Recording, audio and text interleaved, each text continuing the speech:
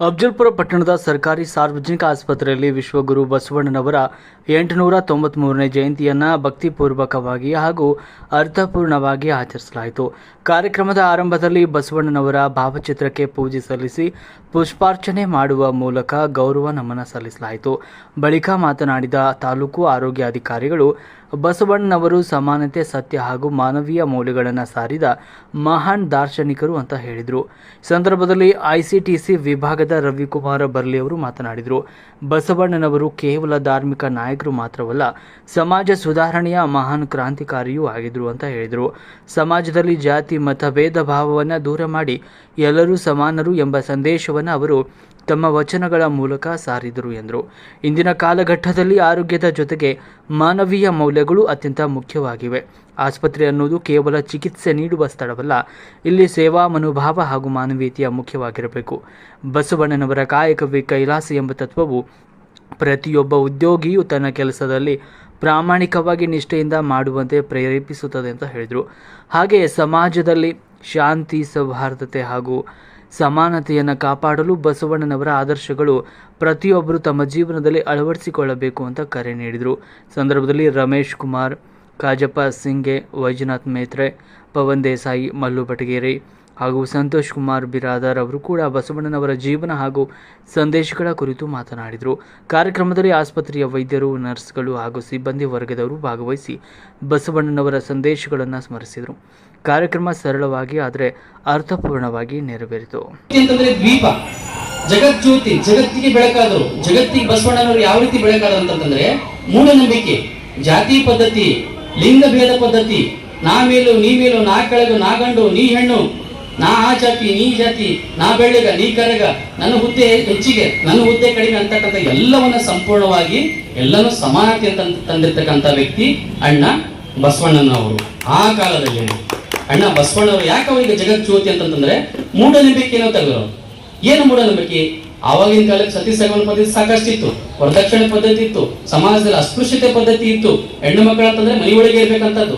ಆ 12ನೇ ಶತಮಾನದಲ್ಲಿ ಇವೆಲ್ಲನೂ ಕೂಡ ಕತ್ತಲಲ್ಲಿ ಇರ್ತಕ್ಕಂಥವರಿಗೆ ಜ್ಯೋತಿಯನ್ನ ಹಚ್ಚಿದಂತ ವ್ಯಕ್ತಿ ಅಣ್ಣ ಬಸವಣ್ಣನವರು. ಅವರು ಜಾತಿ ನಿರ್ಮೂಲನೆ ಮಾಡ್ಬೇಕಾದ್ರೆ ಒಂದು ಕನಸನ್ನ ಕಾಣ್ತಾರೆ ಅಣ್ಣ ಬಸವಣ್ಣನವರು. ಏನ್ ಕಾಣ್ತಾರೆ ಅಂದ್ರೆ, ಅಂತರ್ಜಾತಿ ವಿವಾಹಗಳನ್ನು ಮಾಡ್ಬೇಕಂತಕ್ಕಂಥದ್ದು ಮನೋಭಾವನೆ ಅಣ್ಣ ಬಸವಣ್ಣನವರಿಗೆ 12ನೇ ಶತಮಾನದಲ್ಲಿ ಅವರು ತಲೆಯೊಳಗಿತ್ತು ಅಂತಂದ್ರೆ, ಅಂತ ಮಾನವ ವ್ಯಕ್ತಿ ಅಣ್ಣ ಬಸವಣ್ಣನವರು. ಸಾಕಷ್ಟು ವಿಚಾರಗಳನ್ನ ಹೇಳ್ತಾರೆ. ಆಚಾರವೇ ಸ್ವರ್ಗ, ಅನಾಚಾರವೇ ನರಕ. ನಮ್ಮ ಆಚಾರಗಳೇನಿವೆ, ನಮ್ಮ ಕಾಯಕ ಏನಿದೆ ಅದೇ ನಮಗೆ ಸ್ವರ್ಗ. ನಮ್ಮ ಅನಾಚಾರಗಳು, ನಮ್ಮ ಕೆಟ್ಟ ಕೆಲಸಗಳು ಅದು ನರಕ ಅಂತ ಹೇಳ್ತಾರೆ. ಸ್ವರ್ಗ, ನರಕ. ಆಮೇಲೆ ಮೂಢನಂಬಿಕೆ ಬಗ್ಗೆ ಯಾವ ರೀತಿ ಹೇಳ್ತಾರೆ ಅಣ್ಣ ಬಸವಣ್ಣ ಅಂತಂದ್ರೆ, ಕಲ್ಲ ನಾಗರ ಕಂಡರೆ ಹಾಲ ನೆರವರಯ್ಯ, ಕಲ್ಲ ನಾಗರ ಕಂಡರೆ ಹಾಲ ನೆರವರಯ್ಯ, ದಿಟದ ನಾಗರ ಕಂಡರೆ ಕೊಲ್ಲೆಂಬವರಯ್ಯ. ಯಾವ ರೀತಿಯಾದಂತ ನಾವು ಮೂಢನಂಬಿಕೆಗಳಿದೆ, ಆಚರಣೆಗಳೇನಿದೆ, ಪದ್ಧತಿಗಳೇನಿದೆ, ಆಮೇಲೆ ವಿಜೃಂಭಣೆಯನ್ನು ಬೇಡ ಅಂತ ಹೇಳ್ತಾರೆ. ಸರಳವಾಗಿ, ಸಾಂಸ್ಕೃತಿಕವಾಗಿ ಒಳ್ಳೆದನ್ನೇ ಹೇಳ್ಬೇಕಂತ ಹೇಳ್ತಾರೆ ಅಣ್ಣ ಬಸವಣ್ಣನವರು. ಜೊತೆಗೆ ಸಾಂಸ್ಕೃತಿಕ ನಾಯಕ ಯಾಕಂತ ಕರೆದ್ರು, ಜಗಜ್ಯೋತಿ ಅಂತಂದ್ರೆ ಇವೆಲ್ಲವನ್ನ ಕತ್ತಲೆಯಲ್ಲಿ ಇರ್ತಕ್ಕಂಥವ್ರನ್ನ ಬೆಳಕಿನೆಡೆಗೆ ತಂದ್ರು, ಅಜ್ಞಾನಗಳಿರ್ತಕ್ಕಂಥವ್ರಿಗೆ ಜ್ಞಾನಗಳಿಗೆ ತಂತಂದ್ರು, ಎಲ್ಲಾ ಹೆಣ್ಮಕ್ಳು ಈಕ್ವಲ್, ಎಲ್ಲರೂ ಸಂಘಟ, ಎಲ್ಲ ಲಿಂಗರು ಒಂದೇ ಅಂತಂದ್ರು, ಜಾತಿ ಸಮಾನತೆಗಿರ್ತಕ್ಕಾಗಿ ಅವರಿಗೆ ಜಗಜ್ಯೋತಿ ಬಸವಣ್ಣ ಅಂತಂದು ಕರೆದ್ರು. ಜೊತೆಗೆ ಸಾಂಸ್ಕೃತಿಕ ನಾಯಕ, ಸಂಸ್ಕೃತಿ ಬಗ್ಗೆ ಬಸವಣ್ಣರು ಎಲ್ಲರನ್ನೂ ಸೇರಿಸಿ ವಚನಗಳನ್ನ ಹೇಳಲಿಕ್ಕೆ ಒಂದು ಅನುವು ಮಾಡಿಕೊಟ್ರು. ವಚನಗಳು, ಅಣ್ಣ ಬಸವಣ್ಣನವರ ವಚನಗಳನ್ನು ನೋಡಿದಾಗ ಆ ವಚನಗಳಲ್ಲಿ ಎಷ್ಟು ಪವಿತ್ರತೆ ಇದೆ, ವಚನಗಳಿಂದ ಎಷ್ಟೆಲ್ಲ ನಾವು ಕಲಿಬೇಕಂದಾಗ ಸಾಕಷ್ಟು ವಚನಗಳನ್ನು ನಾವು ನೋಡ್ತಿರ್ತೀವಿ. ಈಗಾಗಲೇ ಸಾಕಷ್ಟು ವಚನಗಳು ನಿಮ್ಗೆ ಹೇಳಿದ್ವಿ. ಅದ್ರ ಜೊತೆಗೆ ಏನಂತಂದ್ರೆ, ದಯವೇ ಧರ್ಮದ ಮೂಲ. ದಯೆ ಇರಬೇಕು, ಪ್ರತಿಯೊಬ್ಬರಲ್ಲಿ ಕೂಡ ದಯೆ ಬೇಕು. ದಯೆಯಲ್ಲಿದ್ದರೆ ನಾವು ಏನು ಮಾಡ್ಲಿಕ್ಕಾಗಲ್ಲ. ಅದೇ ದಯೆನೇ ಧರ್ಮ. ಧರ್ಮ ಯಾವುದೂ ಇಲ್ಲ, ನಾವು ಎಲ್ಲಿ ದಯೆಯನ್ನು ಕಾಣ್ತೀವೋ, ಎಲ್ಲಿ ಪ್ರೀತಿಯನ್ನು ಕಾಣ್ತೀವಿ, ಅದೇ ನಮ್ಮ ಧರ್ಮ ಅಂತಕ್ಕಂಥದ್ದು ಅಣ್ಣ ಬಸವಣ್ಣನವರು ಹೇಳ್ತಾರೆ. ಲೋಕದ ಡೊಂಕವು ನೀವೇ ತಿದ್ದುವಿರಿ, ನಿಮ್ಮ ಡೊಂಕ ಅಥವಾ ನಿಮ್ಮ ತನವನ್ನು ತಿದ್ದಿಕೊಳ್ಳಿ, ಮನವನ್ನು ತಿದ್ದುಕೊಳ್ಳಿ ಅಂತಕ್ಕಂಥ ಮಾತು ಅಣ್ಣ ಬಸವಣ್ಣನವರು ಬಹಳ ಮಾರ್ಮಿಕವಾಗಿ ಹೇಳಿದಂಥದ್ದು.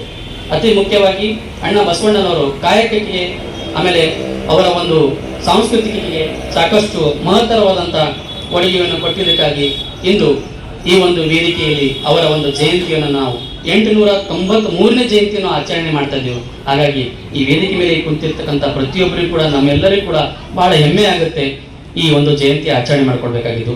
ಈ ಜಯಂತಿಯನ್ನು ಹೀಗೆ ನಾವು ಆಚರಣೆ ಮಾಡ್ಕೊಳ್ತಾ ನಮ್ಮ ಯುವ ಪೀಳಿಗೆಗೆ, ನಮ್ಮ ಮಕ್ಕಳಿಗೆ ಇವರ ತತ್ವಗಳನ್ನು, ಆದರ್ಶಗಳನ್ನು ಹೇಳಬೇಕು. ಅದನ್ನು ಮುಂದೆ ಇವರ ಒಂದು ಜನ್ಮದಿನವನ್ನು ಇದೇ ರೀತಿ ಆಚರಣೆ ಮಾಡಬೇಕು ಅಂತ ಹೇಳ್ತಾ, ಪ್ರತಿಯೊಬ್ಬರಿಗೂ ಕೂಡ ಇನ್ನೊಮ್ಮೆ ಒಂದು ಬಸವಣ್ಣನವರ ಜಯಂತಿಗೆ ಸ್ವಾಗತವನ್ನು ಕೋರ್ತಾ, ಎಲ್ಲರಿಗೂ ಕೂಡ ಈ ಒಂದು ಕಾರ್ಯಕ್ರಮ ಆಯೋಜಿಸೋದಕ್ಕಾಗಿ ನನಗೆ ಎರಡು ಮಾತನಾಡಲಿಕ್ಕೆ ಅವಕಾಶ ಮಾಡಿಕೊಟ್ಟದಕ್ಕಾಗಿ ಧನ್ಯವಾದಗಳನ್ನು ತಿಳಿಸುತ್ತಾ, ಎಲ್ರಿಗೂ ಕೂಡ ಶರಣಾರ್ಥಿ.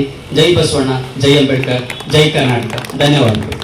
ಏನ್ ನಮಗೆ ಹೇಳಿದ್ದಾರೆ ಅಂದ್ರೆ, ನಾವು first and foremost Ambedkar sir ಹೇಳ್ದಂಗೆ, ಬಾಬಾ ಸಾಹೇಬ್ ಅಂಬೇಡ್ಕರ್ ಅವರು ಹೇಳ್ದಂಗೆ ಈಕ್ವಾಲಿಟಿ, ಸಮಾಜದಲ್ಲಿ ಎಲ್ಲರಿಗೆ ಈಕ್ವಲ್ ಆಗಿ ಇರಬೇಕು.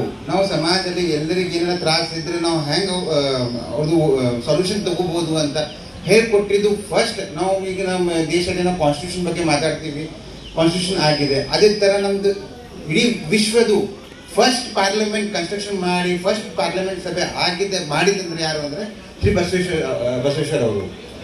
ಅಲ್ಲಿಂದ ನಾವು ಏನೀಗ ಮುಂದೆ ಏನು ಕಾನ್ಸ್ಟಿಟ್ಯೂಷನ್ ಹೇಳ್ತೀವಿ, ಲಾಸ್ ಬಗ್ಗೆ ಮಾತಾಡ್ತೀವಿ, ಕಾನೂನು ಬಗ್ಗೆ ಮಾತಾಡ್ತೀವಿ.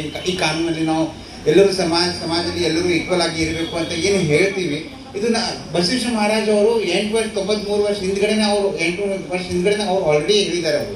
ಅವ್ರದ್ದು ಬುಕ್ಸ್ ಬಗ್ಗೆ ನಾವು ಏನು ಓದಬೇಕು ಹೇಳಬೇಕು ಅಂದರೆ ಆಲ್ರೆಡಿ ನಾವು ಪ್ರತಿ ವರ್ಷ ಎಲ್ಲರೂ ನಮಗೆಲ್ಲರ ಫಂಕ್ಷನ್ ಇರ್ಬೋದು, ಏನಾರ ಕಾರ್ಯಕ್ರಮ ಇರ್ಬೋದು, ಏನೇ ಇದ್ರೂ 100% ಅವ್ರ ಬಗ್ಗೆ ನಾವು ಓದ್ತೀವಿ, ಕೇಳ್ತೀವಿ.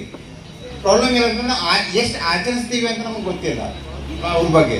ಅವ್ರು ಹೇಳಿದ್ದು ಕೊಟ್ಟರು ಎಲ್ಲ ಆಯಿತು, ಬಟ್ ನಾವು ಆಚರಿಸ್ಬೇಕು ಅಂತ ಇವತ್ತು ನಾವು ಫಂಕ್ಷನಲ್ಲಿ ಏನು ಹೇಳ್ತಂದ್ರೆ, ಬಾಬಾ ಸಾಹೇಬ್ ಅಂಬೇಡ್ಕರ್ ಆಗಿರ್ಬೋದು, ಬಸವೇಶ್ವರ ಮಹಾರಾಜ್ ಅವರು ಆಗಿರ್ಬೋದು, ಅವ್ರು ನಮಗೆ ಏನು ಹೇಳ್ಕೊಟ್ಟಿದ್ದಾರೆ, ಅವ್ರದ್ದು ಏನು ಪ್ರೀಚಿಂಗ್ಸ್ ಇದ್ರು, ಆ ಪ್ರೀಚಿಂಗ್ ಅವರು ನಾವು ನಮ್ಮ ಲೈಫಲ್ಲಿ, ನಮ್ಮ ಡೈಲಿ ರೂಟೀನಲ್ಲಿ ನಾವು ಆಚರಿಸಬೇಕು ಅಂತ ನಾನು ಎಲ್ಲರಿಗೂ ಇವತ್ತು ರಿಕ್ವೆಸ್ಟ್ ಮಾಡ್ತೇನೆ.